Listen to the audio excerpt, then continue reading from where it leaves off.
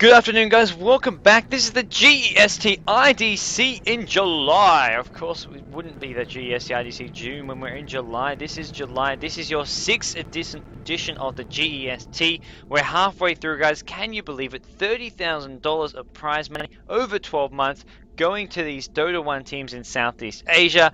We're having wildcard teams come each month. We're adding more and more regions. We're adding more and more teams. We're changing the formats, bringing you guys more excitement, changing things up. But one thing that hasn't changed is that the Filipino teams in general have been the ones to end up on top, with the exception of Orange Esports 1 month. Here is a team who are used to winning, used to finishing up on top. MSI-Evolution Gaming Team's 2-time champion, led by Chemo. They're going to be taking on the Cambodian underdogs, but a bit of a dark horse, SVR-ES. This is the team who only came in last month. Last month was their first time participating.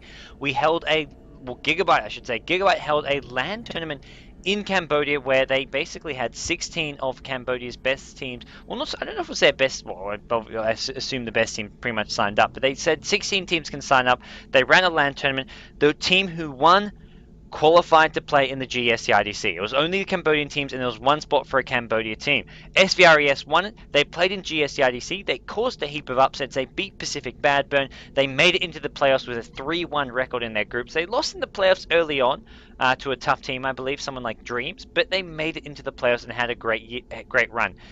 This month, there was no spot for a Cambodian team to get automatically in. There was a Cambodian qualifier, in the sense that the Cambodian teams played a qualifier, but that was only to play in a following qualifier. 2 teams from each country, from Thailand, from the Philippines, from Singapore, from Malaysia, from Cambodia as well, then played in a combined qualifier to get through. So it wasn't that there was a spot for Cambodia. They had to beat the teams who made it through the qualifiers in the other regions as well. They came out on top. Once again, SVR-ES are going to be in the GEST IDC. They're proving that teams from these other regions, from Cambodia, there's this month also a team from Laos participating. These teams can compete with the best of them. We'll see if SVR-ES can cause some more upsets this month. They're taking on MSI-Evolution Gaming Team in a best of 1 here in the group stage. This is your second match of the day. We just saw iZone Gigabyte get some revenge on their returning champions, Pacific EMAX. They're no longer Pacific Badburn. And this is your second game, MSI versus SVR. SVR on the Scourge side do have the first pick. We do see Naga Siren, Weaver, DK being the first bans for them. Batrider, Lycan, and Lone Druid the bans for MSI. Templar Assassin was the first pick. Batrider, Templar Assassin, Rubik, and Ancient Apparition the first 3 picks. And then ES, Queen of Pain, and Axe. MSI, very early Axe pick. Very interesting pickup there. And I really like this choice. It's something that will maybe do okay against the Templar Assassin at mid. You can use that Battle Hunger to keep Templar Assassin out of lane and also deal it with the Refraction. But if Templar Assassin can come in with the Refraction bonus damage and just get rid of the Battle Hunger fairly easily, then it can be negated. So Axel will probably be looking to do a lot of bottle crawling if he is in that solo mid lane up against the Templar Assassin. But this SVR-ES team, I can see someone in chat saying they're picking up the Filipino type heroes. I mean, they banned up the Naga Siren, the DK, and they pick up that Templar Assassin right off the bat for themselves. So they're well aware of what these teams like to use, and they're running a similar style themselves as their next stage of ban coming out. You see Lord of Avernus and Darkseid being banned by SVR. This is 2 heroes MSI have used before. The Lord of Avernus ban shows they have been watching replays from this tournament. They know what their opponents are likely to do, and they are well prepared. The other 2 bans for MSI are going to be the Slaughter as well as the Chaos Knight.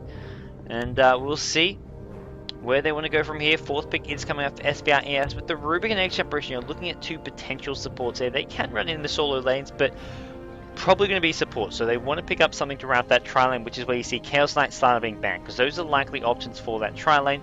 You've got heroes like Morphling still there, but having sort of a strength tanking hero, something that can sort of carry, or at least basically do a bit of damage and just tank it up in the front lines, is always great to have in that role. They also want something to go in that side lane solo, probably in the bottom lane, something like that Windrunner. And we'll see what they want to get for that role with these last couple of picks. They pick up the Chen for now, though, so they pick up another support. And this basically shows that they're going to be an Ancient Apparition or Rubik playing a solo lane. They wouldn't do this. They wouldn't play Chen in that solo lane. So one of those 2 heroes must be a solo. And Rubik, I think, can benefit a lot from having solo XP and farm, getting the fast levels, doing a lot of damage, and just dominating that mid-game stage. And we'll see how they want to do this with the 2 picks. A bit of... Oh, okay. Bit of all chat coming out between the 2 teams. It looks like they are being friendly and saying hello to one another. As MSI with their 4th pick, we're going to see some support, probably a support option. They've got the ES, they want a range support, but plenty of range supports option. You've got the Crystal Maiden, you've got the Shadow Demon, and they pick up the Morphling for now though. So Morphling going to be their hard carry. They've got Queen of Pain to be that top lane, side lane sword. They've got Axe to got the mid lane, and they're going to have ES, Morphling, and one sort of range support, Crystal Maiden, Shadow Demon, something along those lines. But Lifestealer picked up by the Scourge team. There's your hard carry potential. There's your damage dealer. There's your sort of strength hero who can tank it up in the front lines. Going to be going into that trialing with the Rubik as well, or so much sort of a dual lane with the Ancient Apparition and Chen in the jungle. And we'll see how that works out for them as we will introduce your 2 teams. Over on the Sentinel side, representing the Philippines, one of many teams representing the Philippines, is going to be your 2-time champions. Not managing to make it too far last month, but they have had a great run. One of the most consistently and top performing teams in the GEST IDC, MSI Evolution Gaming Team. We have got Doc playing the Queen of Pain. We have got the Axe being played by... Who's he being played by? By TNC, by the looks of things. We have got the Earthshaker being played... No, sorry, well, TNC is part of their tag, being played by Rara. We've got Crystal Main in the hand of Chemo, the captain. Axe is, in fact, Naej. Naej. Looks like Naej is playing the Axe. And then finally, on the... Oh, sorry, not on the Queen of Pain. On the bottom lane, on the Morphling, is going to be Max playing that hard carry. So over on the Scourge time, your newcomers, the Dark Horse from Cambodia, is going to be SVRES. We have got Nat Cam playing the Lifestealer, the Nakes. We've got Ancient Apparition in the hands of Bravo. We've got near the mid lane, the Chen being played by 520. We've got Templar Assassins in the hands of EE, and then the last hero up at the mid lane is B. Bumblebee playing the Rubik, playing the Grand Magus, soloing the middle lane, going to be up against an Axe, so they're not sending Templar Assassin mid. I like this decision. He would have likely struggled there. Templar Assassin, though, is going to be at bottom lane. Another lane where he's still going to struggle, but I feel if they send him mid, then they lose both mid lane and bottom lane. But by sending Rubik mid, they can do well at mid, up against this Axe. Templar Assassin will be the sacrifice, will be the hero they send bottom to try to deal with this Morphling trial. Well, not so much as deal, but just get some XP, get some farm from the trial lane. Top lane, Lifestealer, Ancient Apparition. They're not going to be able to get too many kills here. Queen of Pain does have the blink to get away, but they're going to want to pressure Queen of Pain, force the blink out whenever possible. They do that right off the bat. Cold Feet not being used, just the open wounds. They only use one disable each time. I like that decision. If you use the Cold Feet, it's a lot of mana being spent and a lot of very, very expensive use of their skills. Mid lane though, we're going to see Axe trading hits with the Rubik. Chen coming in very early here. He's trading hits hard. It's just a Wildkin though, not the best creep to game with. If that was a Troll Warlord, if that was even a Satyr with a Shockwave, if that was a different creep, could have been a potential kill there, but we will see Axe pop his town, look to go back in, try to get some more spins going, as Rubik is taking a lot of damage, or at least a fair bit of damage. He's got plenty of tangos to heal himself up, and can always keep using that range advantage to control this wave, but so far not having the best of time here. Chen maybe going to drop that Wildkin Tornado to do a bit of harass, keep Axe out of the lane. Queen of Pain though at top, we're going to see some decent XP and gold farm there, as bottom lane we do see the Fissure being dropped. They look to put a poke at this Templar Assassin, who does have a stout shield. Interesting pickup there, and I like this up against a Trallon who's going to be very aggressive, put on a lot of pressure. Going for a stout shield can definitely help out. Axe at mid. This is going to be annoying. This is not going to be fun for him. He's just going to get chased around by this Tornado. Chen not even worrying about just getting the farm in the jungle. He's just saying, okay, I'm just going to sort of throw this Tornado at mid, make sure this mid lane does go well for me and my team. Get this Rubik some decent farm. Rubik is going to get rid of the Battle Hunger. World time last hit, gets rid of it, and now the Wildkin probably about to expire this Tornado, but still nonetheless it's doing a lot of damage, slowing down this bottle on the Axe, really putting under a lot of pressure, and he's running out of Tango, he's running out of regen, and that is a good sign for SVRES for this mid lane. Lifestealer at top, farming away, looking pretty good himself, whereas bottom lane, the Trilane hasn't really kept Templar Assassin away from the lane as much as they'd like. It actually has pushed out into the tower. Refract's going to dodge a lot of this damage, it does dodge the Crystal Nova. And now mid lane, Axe having used up all his tangos, does have some decent base regen. And Flying Courier will be built by Chemo. And from here. They're going to be looking for that opening, looking to go in here. No tornado for a while here, but it looks like they're happy just to keep up this dual lane.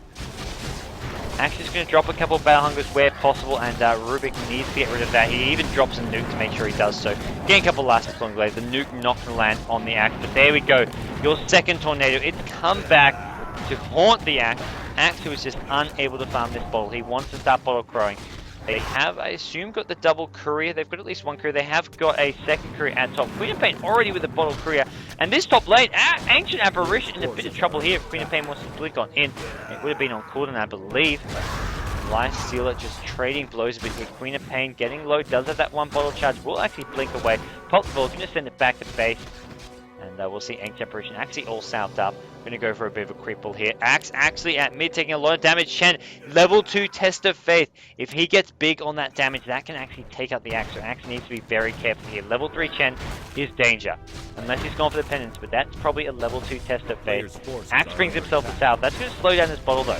He was sitting on 520 gold. He would have been very close to the ball, but decides, I can't get that last 80 gold. It's going to take too long. Brings himself to south top, stand this lane. And I think that's a necessary decision for him to make there. And we'll see. The bottom lane, the tri lane, looking to start applying some additional pressure. Templar has been kept very low level, level 2 only. But look at this, Doc at top lane. He's actually doing really well against this duel lane. I mean, Ancient Apparition with no items can really be harassed down hard. And he's got this bottle crow happening, so he's got unlimited regen in some senses. You can always just continually courier that back and forth. He's going to do so repeatedly. And the first blood actually at bottom lane, completely missing the dive on there. It's obvious as it should have been. CM and ES getting that fissure, getting the Nova, getting the Frostbite, and then Morphling finishing things off. Actually, no, CM finishing things off, and they're going to get a Tower as well. And the Sentry Ward had been blown out by the Crystal Maiden, securing that kill. And that's where Templar Assassin is kind of weak. Can't really do much against that. And this looks like it's going to be the end of the CM here. CM wants to drop some nuke here, buys up a smoke before he goes down. Test of Faith not doing a huge amount of damage. Oh, he's not going to get the last right click, but it is going to be Rubik swinging in, rotating from the mid lane, nuking down the Crystal Maiden, picking up a freebie there. Thanks, Jen. Thanks for the help. Thanks for the kill. Templar Assassin rotates back in bottom, but he's lost his tower already. First Blood Watch, it has been missed. Queen of Pain actually blinking over here to the side. This is a smart decision. I like this. Doc, man. It plays from him. That's where you want to be. As the Queen of Pain, I mean, you can't actually be harassed down by a hero like a Life Stealer. So smart play. Something that Doc probably has done a lot in this side lane solo on heroes like this Queen of Pain.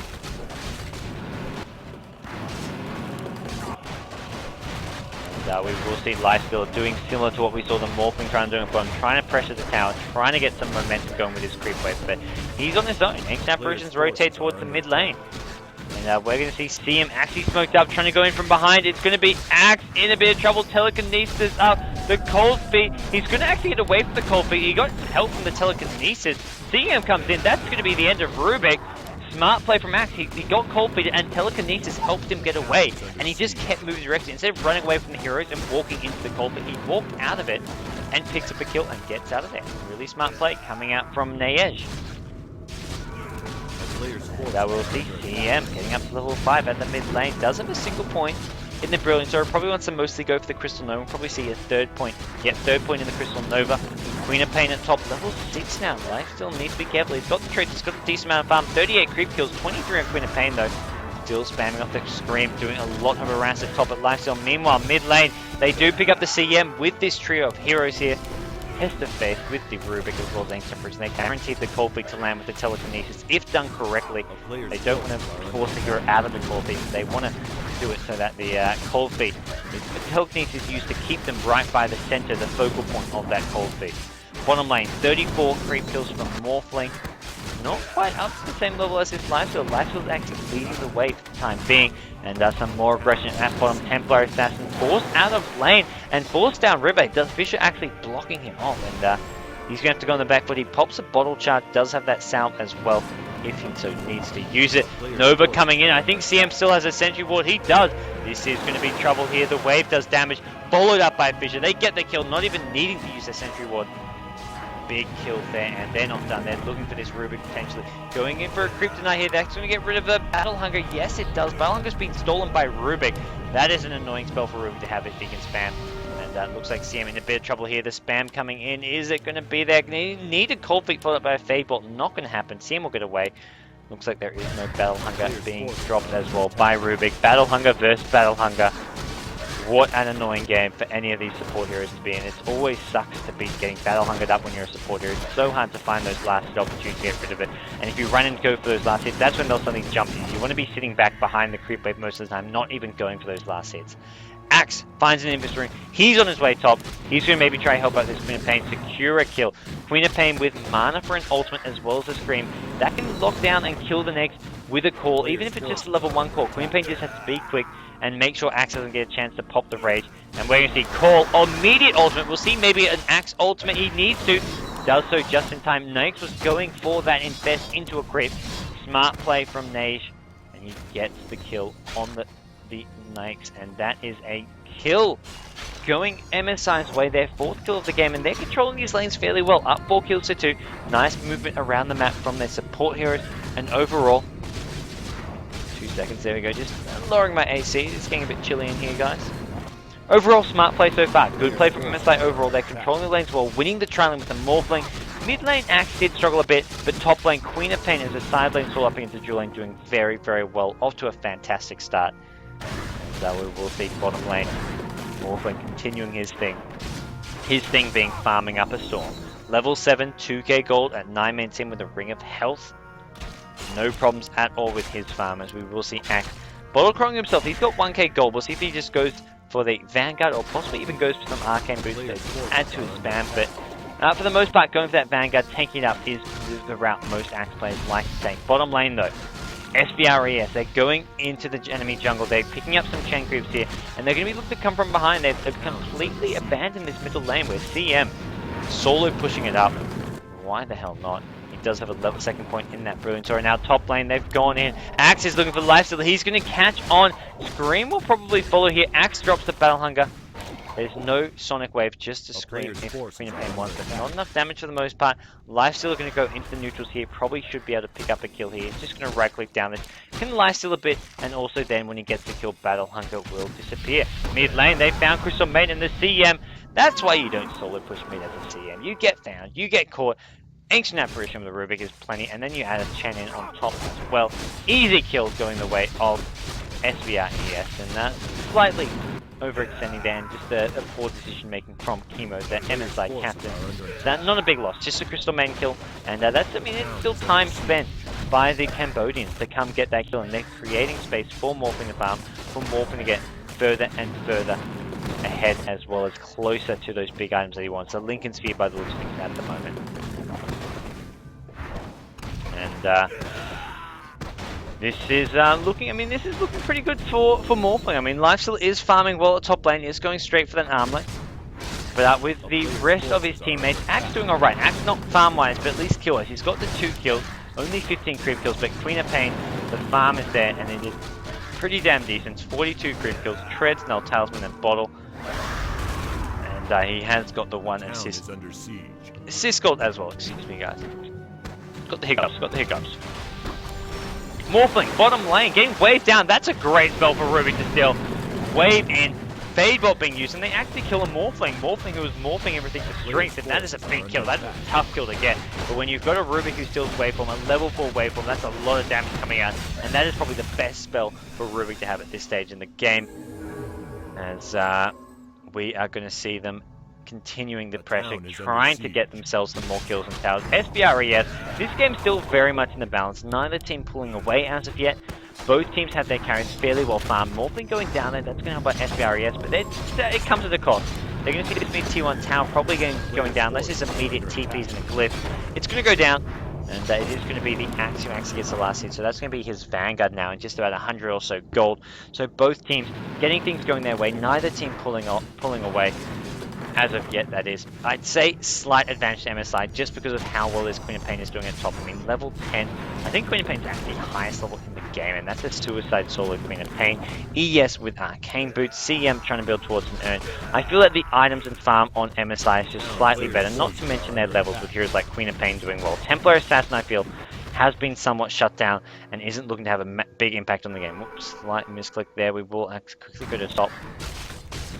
we did manage to distort the game somewhat. They've gone in. They're not going to be able to lock down with the telekinesis and the Colby. Quinapane blinks in. They're looking for maybe a fissure into an ultimate. Rubik caught out. There's your scream. Quinapane going to get the kill. Actually, no, goes to the Battle Hunger, goes to the Axe. And this does not look good for the lifesteal. Is there going to be an ultimate from the Axe? He's got it in a second. Yeah, there we go. He throws it. He gets a kill. 2 kills going into Axe's hands. Double kill for Nage. And that is what MSI needed. And that is them. Speaking of Node 9, the team pulling ahead, that is MSI in my eyes getting ahead. They get the 2 kills, 2 big kills on Rubik, as well as on the lifesteal. The 2 main sort of, well, the main carry and the main solo, and they get a tower as well on top of it. That to me is a big win for MSI. And they didn't really give up much in exchange, except for the space for the Templar Assassin to catch up on some farm. But with Morphling counter farming and competing there, I feel Morphling is going to be doing better off there anyways. We'll have a quick save. J-Sim. And it's Morphling. Ultimate Orb, Ring of Health. He's got enough for that Void Zone as well. He's close to the Perseverance. Probably going to have that around the 15-16 minute mark. So very good farm on him. And the same can be said, of course, of this lifestealer, but he just went down. He's going for the armlet. Looks like he's probably going to have bought some of those pieces for it. He's got something on that circle. That's going to be one of those pieces for that. Queen of Pain finds a Ancient Apparition, drops the ultimate, and while Cold Feet does actually land on the Queen of Pain, Ancient Apparition ultimate as well. Test of Fate is there for Chen, I imagine, but I don't think it would have done enough damage, even with the Shadow effect on the Queen of Pain. We need some additional damage, and now Templar Assassin at bottom in trouble. Axe actually going to go down, didn't get the ultimate off. Ulti got cancelled by the melt, and then came out of the melt to get the kill on the Axe. Big play by the Templar Assassin, goes down fighting, picks up a very big kill on Axe, who had a dominating streak. So that's some nice gold going Templar Assassin's way, as well as XP. He does go down, does lose a bit of that gold, but still a nice little pick up there. We do see CM actually picking up for a gem. Oh, wow. That is interesting. And we will see Earn, Boot, Gem. CM really want to shut down Templar Assassin. And as well as get complete map control. D-ward, any wards that SES want to put up. Ancient Apparition has been pretty active with that, not to mention de-warding as well. And these traps, they provide vision. They can be de-warded, they can be prevented using this gem on the Crystal Main. So CM probably going to wander around, de-ward whatever he can. There's a few traps in the jungle, but for the most part, observables have all been taken out. There's one near the top river, which hasn't been scattered at as of yet, though. But I imagine we'll see that soon to follow, soon to be taken out. Lifestealer, there's your armlet. 15 and a half minutes in, this is around when you expect your Lifestealer to get his armlet up. 14-15 minutes is a good time to have it with those treads if you are in a free farm lane and getting pretty much uncontested free farm. So here we go, engagement mid. Crystal Main is going to be the one in all kinds of trouble. Test of Faith from Chen. Finishes him off. Chen going to go down to the Queen of Pain. A couple right clicks to make sure that the trap going to slow down this Queen of Pain. Queen of Pain trying to blink his way out. Rubik taking damage. The Fade Bolt, though, is one of the most powerful nukes in the game. Axe finishes off Bravo, but Nat Camp with a kill, and they're not done. Slow's being used. Axe in a bit of trouble here. Battle Hunger going both ways. Rubik has managed to steal it. Queen of Pain forced to try TP home. Battle Hunger is there. 5 HP. He lives. 5 HP Battle Hunger. Luckily, he made it just to the fountain in time. The TP out was only just there. It was close. It was close. It was close. Hey man, I don't know about Crystal Main growing a pair. Does have that gem, but immediately losing the gem. Where did that gem actually go? I didn't actually keep track of that in that team fight, but gem has been lost. Lincoln Sphere picked up by the Morphling, but I think gem is being either killed or picked up by the Scourge team. Ancient Apparition with sentries. I don't see the gem anywhere. Chen, no. Where is this gem? Still on the ground somewhere, but their gem is not on any of these heroes.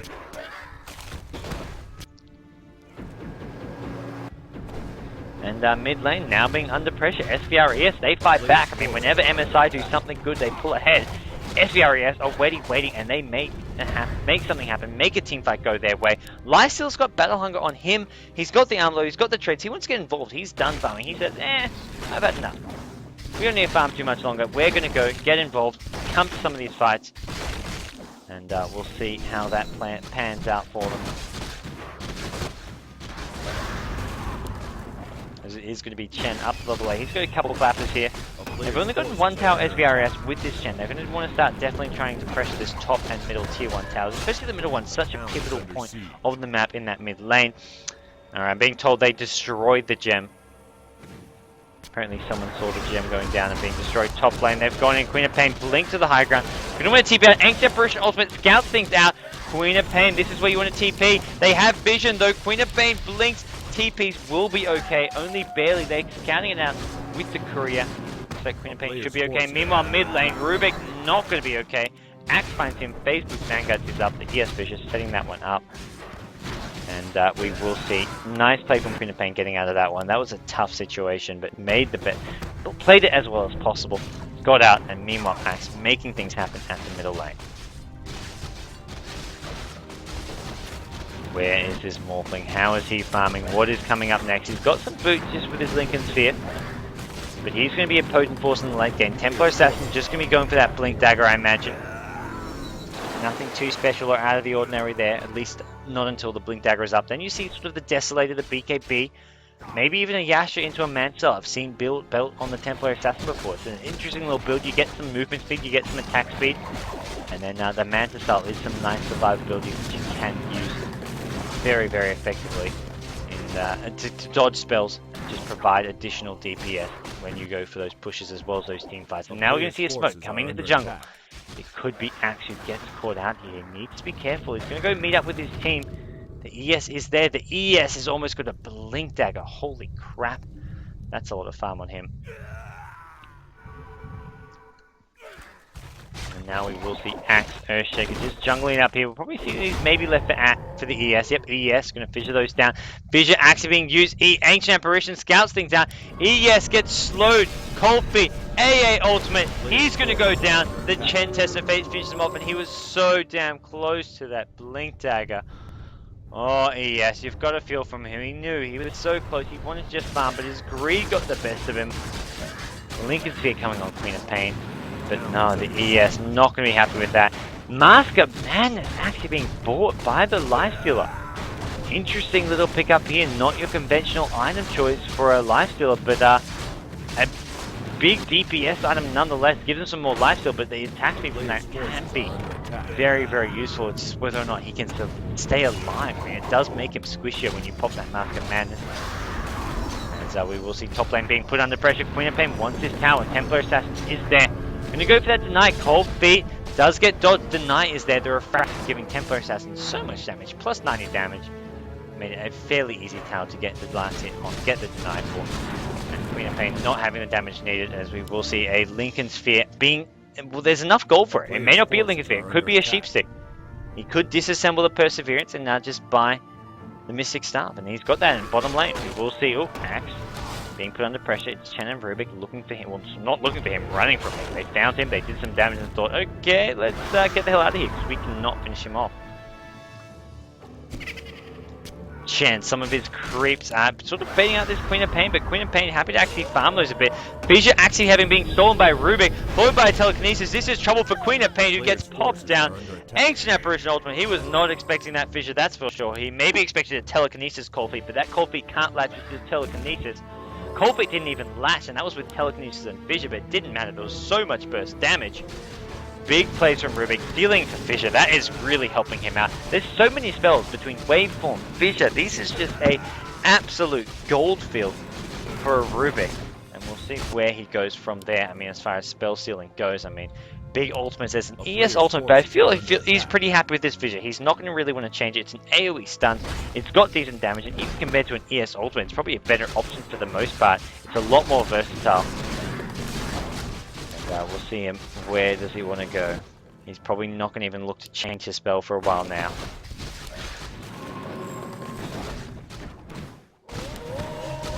Bottom lane, Mask of Madness. Lifestealer goes in on Axe. Axe gets completely popped. Waveform not going to come from Morphling as of yet. The Fissure is being popped both ways. ES goes in. A huge ultimate. The ES blink paying off. Morphling falls up. Crystal Main gets a double kill, and now Rubik in all kinds of trouble. SPR ES may have gone in too far. Bitten off more than they can chew. And while it looked like a great little fight for them, they did bite first. They did kill the Axe, but the retaliation from the ES, from the Morphling, And Crystal Maiden with the AoE Crystal Nova picking up a double kill. Really what MSI needed, and a really big play from there. It's going to get Morphling more and more farm. He's up to 2.7k gold now. Probably going to build towards that Ethereal Blade, the shotgun, the insta kill. And we are going to see whether or not SBR can take this as this game goes on. It's going to be hard to with this Morphling, and that was a big, big team fight. Oh man, that is what MSI needed, I've got to say.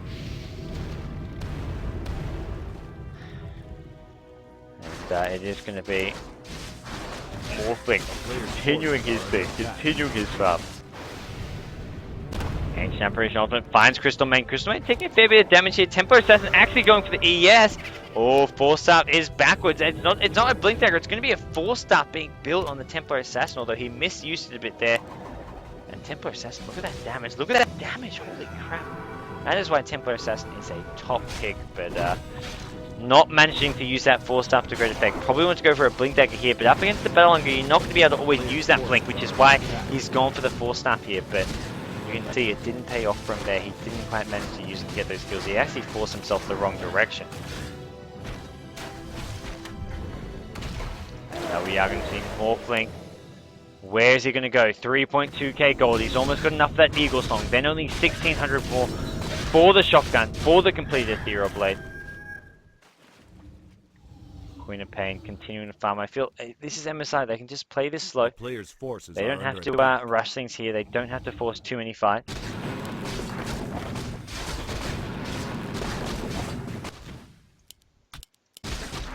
Queen of Pain 3 and 126. Well, during this time, we'll have a quick save. We'll have a quick look at the CS. I imagine MSI do have a bit of a lead with Queen of Pain and Morphling both doing really well. Axe not a massive CS, but he has got the kills. He has had a big impact on this game. So Axe sitting on just 40 creep kills, 126 for Morphling, 123 for Queen of Pain. There's your two big CSs. Axe though still getting some decent items, some neutrals here and there, some kills here and there. He does have a few deaths. Over on this Scourge team, his lifesteal with 137, so he's behind. He's not on par. Actually, no, he's ahead. He's just ahead. But the rest of his team, 88 on Templar Assassin, 58 on Rubik, they're the ones who are behind. There's two big heroes on the Sentinel side. Only the lifesteal on the Scourge team.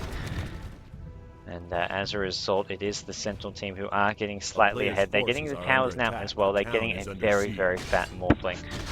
And I'm not sure how they're going to deal with this Morphling. He's got in Yasha. He's not going for the shotgun. Okay, so he's going to be going for a Manster. I think that's a fine decision. I mean, you don't have to go for the Ethereal Blade. Going for this sort of more, longer fight and push DPS build. Right-click DPS as opposed to the magic DPS. Especially against the lifesteal. Manster can help out lifesteal. You can see there doing so much damage. Just takes out the CM using the Mask of Madness armor. He's picked up a Javelin. That could be for a Basher here. Basher with Mask of Madness. There's some great synergy there. Obviously, the faster you attack, the more you're going to bash. And that's going to be how he looks to basically stunlock some of these heroes and carry heroes like Morphling. Maybe something become killable if you've got Basher on a hero like Lifesteal with a Mask of Madness.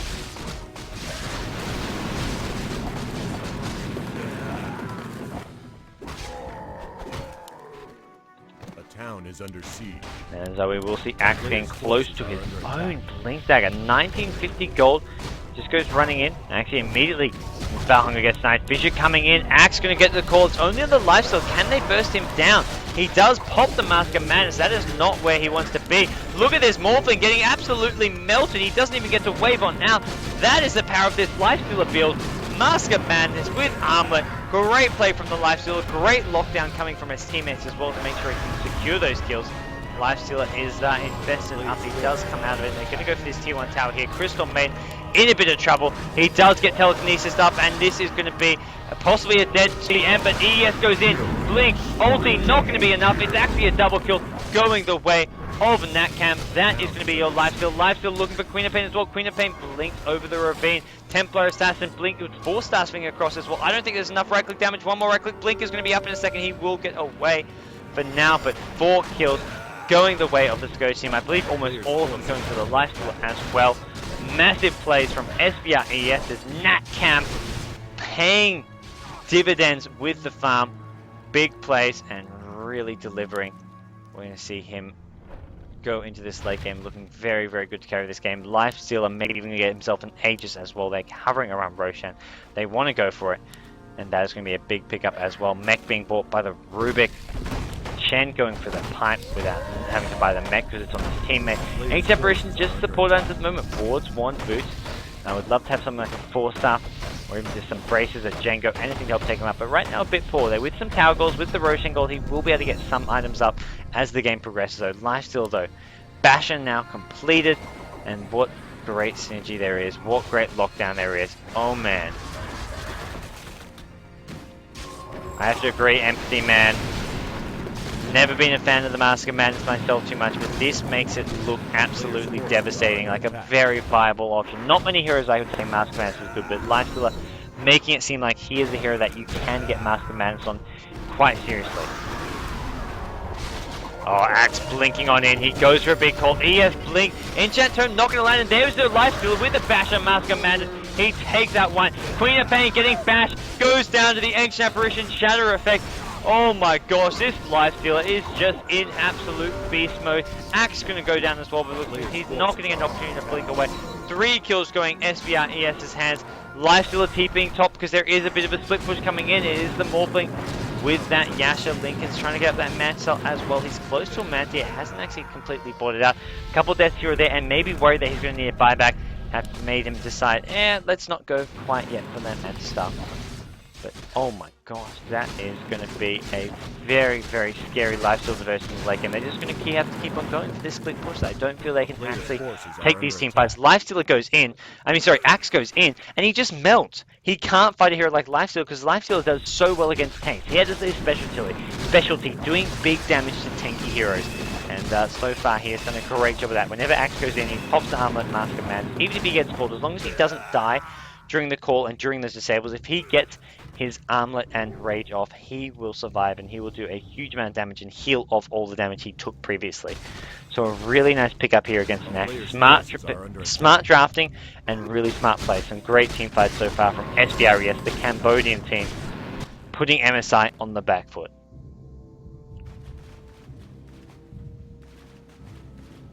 Well, Mom does mean faster attack speed and more spins for the Axe, but it also means more life being drained. Lifestealer, the way his passive works is he does more damage based on the HP of whoever he's attacking, and he steals more HP, so you want to be hitting fast.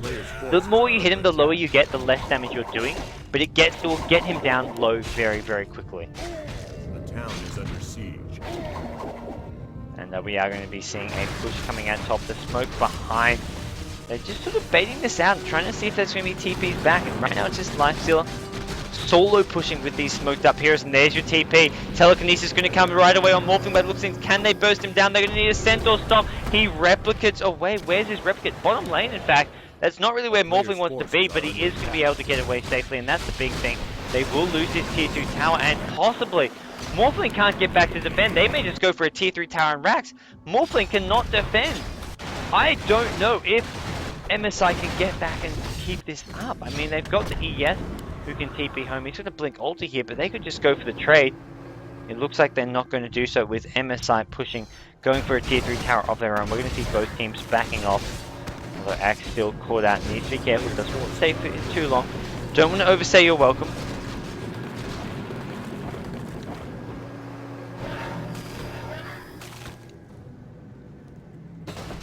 And now, where do SBRES go from now? They've got the Aegis still. They maybe want Lifesteal to pick up the completed Abyssal Blade, or at least pick up his next big item. 4.2k gold. What a beast. What a beast. There's probably your Abyssal Blade. I mean, he hasn't really got an item slot unless he sells his TP to go for something else. Basher on its own is a great item, so you can go Basher and then into the Mjolnir, into some other DPS item, into the Desolator, into whatever. Oh, we can't go for the Desolator when you've got the Lifesteal, but into or even the Mjolnir. That's the problem with the Mask of Madness. I mean, Lifesteal's life go for the Mjolnir, the Desolator, but Mask of Madness thinks you can't go for those orb effects, but he can go for an MKB, he can go for a crit stick, the Barriser. There are other possibilities, but I think the Abyssal Blade, I mean, the Relic gives a heap of damage. I mean, the Abyssal Blade will give you just raw damage on its own, as well as that bash, as well as that, the bash that goes through BKB, the manual cast bash. So, it's going to be looking to be a very scary looking Lifestealer. Rubik as well, 4-staff and mech. We're seeing some great item pickups here. Morphling, telekinesis. Is there going to be enough damage? Waveform gets stolen. Oh, you did not want to wave there. You wanted to wait and try chase him. Templar Assassin, Desolator is up. There's your Deso. That's going to make some of these heroes a lot more killable, including that axe with all that right-click DPS. The Desolator is going to help out all these heroes, including the Lifestealer. Lifestealer just going to town on the axe, not going to be able to finish off the kill there. The Fissure blocking. Uh-oh, I don't know if you want to go in, axe. They've gone in, and look at this. There's your backup. ES goes in. Lifestealer taking a lot of damage, but he's got the rage back up. He's going to right-click down the ES. He's going to be okay. Crystal Maiden probably going to go down here to a couple more right-clicks. He gets forced into the CM. CM, one more right here. There we go. Axe is trying to battle hunger up the Lifestealer and get that kill, but he's going to go down. Naze goes down. 3 kills. Lifestealer pops the infest on a creep. Uses that to heal himself up a little bit. He's still got the Aegis, so that's probably the worst news. Is that they were doing all of that on a Naze with Aegis, and they got absolutely nothing out of that. 3 kills going the way of the Scourge team. And we're going to see them looking to push on in. Queen of Pain with an Aghanim Scepter, trying to use that to defend as best as possible. We'll try to do so. To spam the ultimate on the creep wave and as many heroes as possible. Now is your chance, Queen of Pain. Just throw the ultimate. It's got the cooldown. There we go. Throws it in. We may just see a Chen heal being used even. Chen with the pipe. They've got the mech as well. Chen heal actually on cooldown, but the pipe, the mech has been used. The tier 3 tower is likely to go down with the Desolate Mice armor. These towers, these racks are just melting. Yes, I don't think he's actually got the ultimate anymore. No, he used it in that recent team fight. And this rack's going to go down. Melee Rax goes down. Morphling running on in. Lifestealer, what has he bought? He hasn't actually got the Abyssal Blade. Heart of Tarask, he sold the TP, buys a heart. I like this pickup because it makes him unkillable. When you can choose to be unkillable, well, I don't know why you choose to be anything else, but it's going to be very hard to kill or deal with this Nax. Well, the quick save. Rax has been taken. SVRES in the driver's seat. Or perhaps it's MSI in the driver's seat, but SVR the one sitting behind them with a gun pointed at their head, telling them where to go, telling them which direction to drive. And it's up to MSI to find a way to break out of the lock. Queen of Pain blinking away just in time. Whoa, we're going to see him getting telekinesis up. Is there going to be enough bash lock to keep Queen of Pain down? Queen of Pain blinking out just in time, but he doesn't blink very far. And there's a blink being stolen by Rubik. He chases. They get the kill on Queen of Pain. They're going to go bottom lane, I imagine. Just go for this tier 2 tower. Oh, yoy. This is not looking good for MSI Evolution fans. It's not looking good for Pinoy fans. First, Mineski losing. Well, no, I should say MSI lost their first match of the day to G7. Mineski lost to, who did Mineski lose to? Skynet. And here's MSI losing to a Cambodian team, SVRES. This is not a good month for the Filipino teams so far in the group stage. Well, and I don't know if there's much they can do to turn this one around. I mean, they can play it safe, they can sit in their bases, they've got the Morphling carry, but is it going to be enough? I mean, you've got such big interburst damage coming from Templar Assassin, coming from Lifesteal with a heart now as well. He's going to go for the Abyssal Blade next. I mean, he doesn't really have any item slots to go for anything else, and the Abyssal Blade will give him even more damage. The heart gives him incredible survivability and regen. And I mean, it even gives him a bit of damage. It's just absolutely insane. Under siege. How much damage is going to be coming from this GoDz team the longer this game goes? Maybe waiting for Roshan here. I feel this Aegis is about to expire. That's going to be a key thing here. They don't want to push when they could lose the Aegis at any second, so they may wait for Roshan to come back up. Morphling on the top lane. Is there any replicates anywhere for him to go back to? It looks like there isn't currently. So just going to be careful if he gets ganked. Potential gank is coming. Blinken is there. Force Staff, well, I'm not sure who actually, I think it was Rubik using that 4-star. Buzz popped the Manta Star. Babebot being dropped here, and there is going to be a replicate being popped of the Rubik. Looks like Morphling is going to be left alone. Just a bit of poking around. Rubik saying, well, let's see what you've got. Let's see if you'll do something to it, if you can create an opening for my team to come in and kill you. He played it smart enough. He actually would have turned around on Rubik, forced Rubik back, but Rubik pretty much knew he wasn't going to die there with that blink having been stolen. And we are going to see the replicate being focused down by the Templar Assassin, who's now got 3k gold with their Desolator 4-star. treads. No blink dagger still.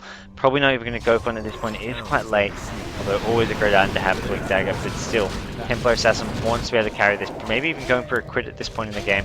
It does cleave your attack often on Templar Assassin. So if you get a big crit with that cleave, it really can absolutely decimate heroes. And we are going to see Axe, Crystal Main just doing whatever they can to catch up, trying to make themselves less squishy, less easy just to focus down and burst down these fights. Axe has done so with a Ghost Scepter, but I'm wondering, is there going to be magic damage coming as well? I mean, you've got the Test of Faith, you've got Fade Bolt, Test of Faith, and an Ancient Apparition Ultimate, so not massive magic damage, but there is some.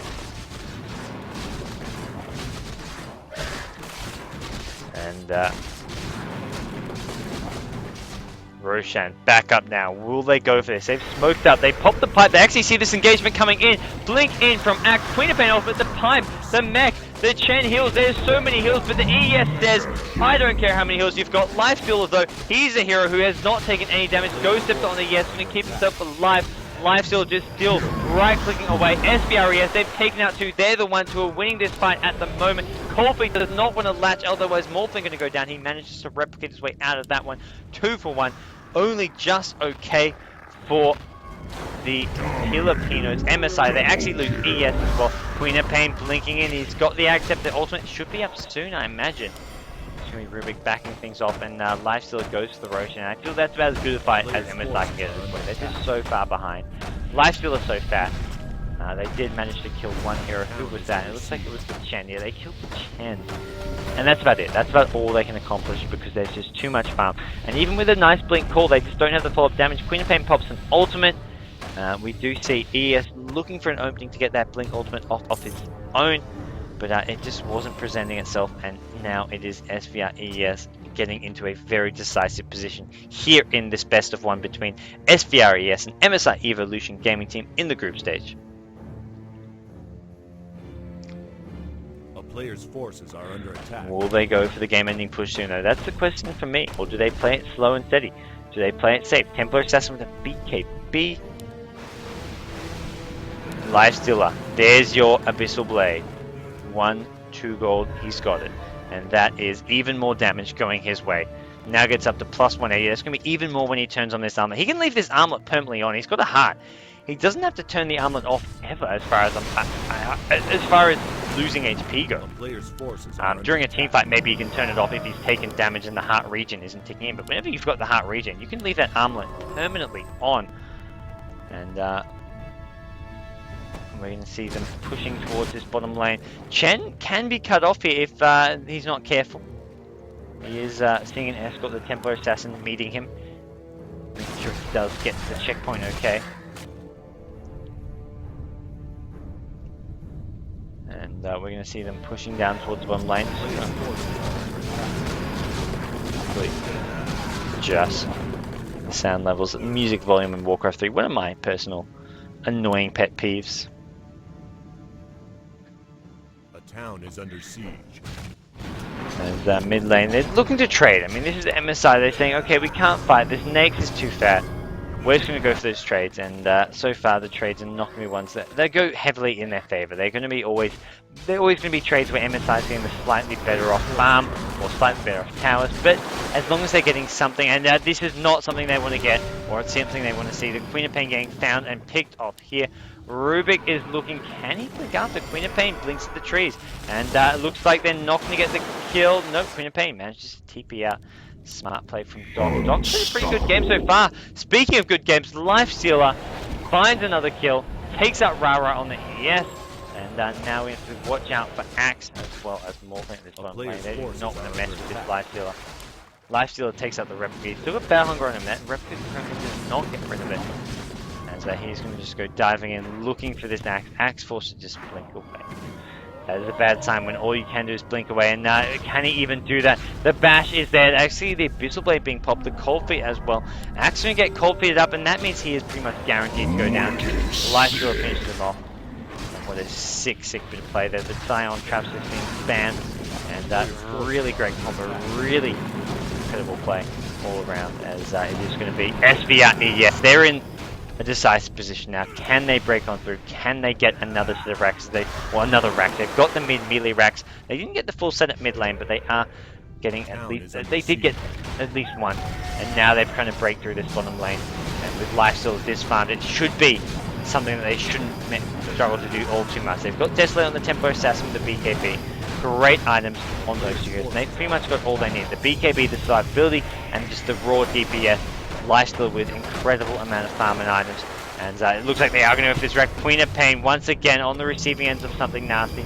Ghost Scepter and blink away, so it does manage to escape. And Lifesteal being very aggressive, really wants his kills. The armor is now on. He's looking for him, but he's realizing, well, I can't actually do this. I'm getting kited around. Let's just go for these buildings. These Raxes, they don't move around, they don't blink, they don't force stuff. They're going to be there, unmoving, always waiting for me to kill them. So let's just go for them, focus on what we can get. And something that ultimately is just as important, maybe more important than kills anyway. Lifestealer finds the axe at mid lane. Axe keeps blinking in there. Lifestealer sent home. Interesting choice there. I guess he wants to buy some items. He buys boots of travel. That's your reason why. They're going to TP right back into this fight. Uh-oh.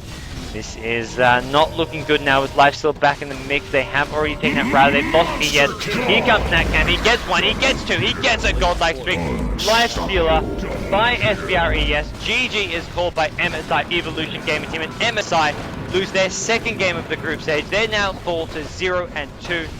And they're going to have to really turn it up and not lose another game if they want to qualify for the playoffs tomorrow. This is a team who has won the championship title twice, the only team to do so. They are a unique contender, the only team with multiple victories here, but they are actually going to be tapping out in game number 2. They lost game number 1 to G7, and here game number 2, it looks like they will fall once again. And to SBRES, who have to say look damn freaking solid, played a fantastic game, and it was a true sight to see. So anyways guys, that's going to be pretty much wrapping up this game, as we will see this throne going down. I am, of course, GoDz from GoDz, your caster and commentator extraordinaire from GEST IDC. I regularly do these every single month. I do some Dota 2 stuff. I do a mixture of stuff for the Asia region. And be sure, guys, to check out our partners, support them for this tournament. GGnet, of course, being the main sponsor. And other partners do include GoDz Gamers, who are your media coverage outlet for the tournament. All the information you need to know is over at GoDz Gamers for this tournament. And then, of course, you do have additional people like Play Cyber Games who are providing the gaming platform for this platform. But as far as this game is concerned, a bit of fun now coming out for SBRS. They're going to enjoy this moment while it lasts. Beating a team such as MSI Evolution Gaming Team on a world scale in front of a world audience is a great achievement for those guys, and my hats off to them. So guys, we're going to do a quick break. We're going to have more action coming your way soon. It's been fantastic. It's been exciting. It's been absolutely full of upsets, full of thrilling moments, full of some fantastic play, guys. Do head on over to ghostgamers.net/Dota. Click on the little coverage hub button. I'll quickly show you guys what I'm talking about. Head on over. Where am I looking for? Head on over there. Click the Dota tab. This Dota tab will then take you here, and then click this button here, or this one here. This is July. Yep, that's July. This will take you to the coverage hub. The coverage hub is where you want to be. Actually, no, that's not where you want to be. This here, this coverage hub here from the logo. This is where you want to be. You've got your newses. You've got your group standings. This is where the teams are. Eisen have apparently won their second game of the group. And this has all the group standings and everything from the tournament, your match results, your streams. You've got all 3 different live streams here available to watch. You can choose which one you want. You can find the other matches that are going to be there. And guys, be sure to check out that coverage there. Anyways, guys, I'm going to go into a quick break now. We'll be back soon with your next match. It is going to be... What is it going to be? It is going to be Ideal versus Please Dota. 2 big underdogs in this tournament. Ideal, GGnet, who have been playing very well as of late. The Thai team, and Please Dota, the team from Laos. I don't know a single player on their team. I don't know what to expect. I don't know how good they are. I don't know a thing about them, and that is why I'm casting their game, guys. There's probably people saying, go cast Mineski, go cast this team, but I don't know anything about this team, and neither do you, so we're going to find out what they like to do, how they like to play, and we're going to watch a new team next game, guys. So stay tuned. We're going to have Ideal versus Please Dota coming up soon.